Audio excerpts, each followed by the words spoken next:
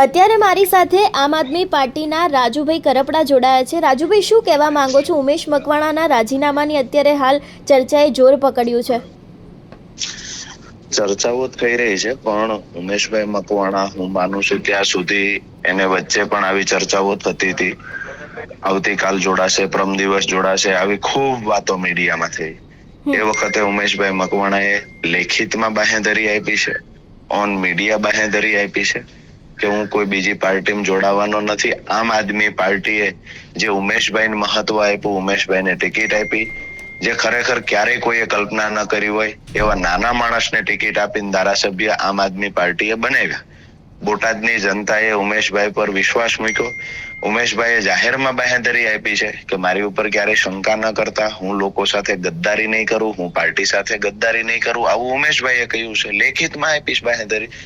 તો મને એવું લાગે છે કે ઉમેશભાઈ બોલ્યા પછી બીજું ના બોલે, બહુ પ્રમાણિક માણસ છે અને સિદ્ધાંતને વળગી રહે છે। ગદ્દારી ઉમેશભાઈ ક્યારેય ન કરી શકે।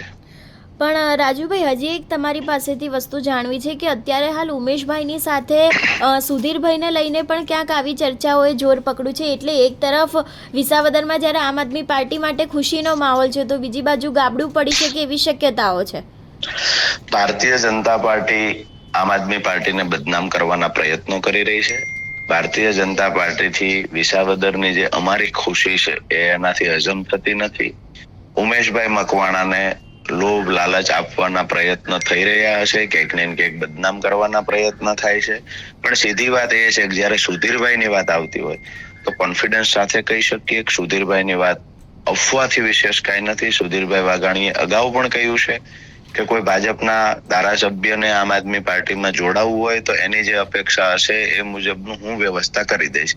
એટલે સીધી વાત એ છે કે સુધીરભાઈ વાઘાણી ઉપર ક્યારેય શંકા સવાલ ઉભા ન થઈ શકે। સુધીરભાઈ વાઘાણી એક વફાદાર માણસ છે, એને ક્યારેય આવીને નથી કહ્યું કે મને આમ આદમી પાર્ટીથી નારાજગી છે, મને આમ આદમી પાર્ટીથી સહેજ પણ દ્વેષ છે। એટલે સુધીરભાઈ અમારા પોતાના સંપર્કમાં જ, આજે સવારે મારે પણ વાત થઈ છે, એમનો સામેથી જ ફોન હતો। સુધીરભાઈની સીધી વાત છે કે ભાઈ આમથી આમ ઉગશે તો પણ હું કોઈ બીજી પાર્ટીમાં જવાનો નથી। એટલે સુધીરભાઈ વાઘાણી માટે વાત કરવી મને એવું લાગે છે ક્યાંક ને ક્યાંક કોઈ વ્યક્તિને બદનામ કરવા જેવી વાત છે। માટે સુધીરભાઈની વાત આપણે ક્યારેય ન કરવી જોઈએ। વાત રહી ઉમેશભાઈની, તો ઉમેશભાઈએ જે કમિટમેન્ટ આપ્યા છે, ઓન મીડિયા કમિટમેન્ટ આપ્યું, લેખિતમાં બાહેંધરી આપી, અને ઉમેશભાઈ જાણે છે આમ આદમી પાર્ટીએ જે ઉમેશભાઈને આપ્યું છે આવું કોઈ ના આપી શકે। ઉમેશભાઈ સામાન્ય પરિવારમાંથી આવતો વ્યક્તિ છે, આમ આદમી પાર્ટીએ ટિકિટ આપીને ઉમેશભાઈને લડાવ્યા અને બોટાદની જનતાએ અદ્ભુત પ્રેમ આપ્યો। આમ આદમી પાર્ટીના મેન્ડેટ પરથી ચૂંટાયા છે। હું એવું માનું છું કે ઉમેશભાઈ ગદ્દાર માણસ નથી, એટલે ગદ્દારી નહીં કરે। રાજુભાઈ, એક છેલ્લો સવાલ પૂછવા માંગીશ કે અત્યાર સુધી એવું હતું કે ક્યાંક ખાસ કરીને કે વિસાવદરથી લઈને હવે 5 લોકો છે, એ લોકો વિધાનસભામાં પહોંચવાના છે, પણ એમાંથી ક્યાંક આમ આદમી પાર્ટીનો એક વ્યક્તિ ખરી પડી શકે એવી શક્યતાઓ છે, શું કહેવા માંગશો? હંસિનીબેન, એક તો હું નિર્ભયના માધ્યમથી ગુજરાતની જનતાને સંદેશ આપીશ અને ખાસ કરીને ભારતીય જનતા પાર્ટીને શું મજા આવે છે, લોકોએ જેને મત આપીને ચૂંટીને મોકલ્યા છે, લોકોની જે પસંદગી છે એની ઉપર વટ જઈ અને કોઈના ધારાસભ્ય ચોરી લેવા, કોઈના ધારાસભ્ય ચોરવા માટે પૈસા આપવા, લાલચ આપવી, સત્તાનો દુરુપયોગ કરવો, શું મજા આવે છે?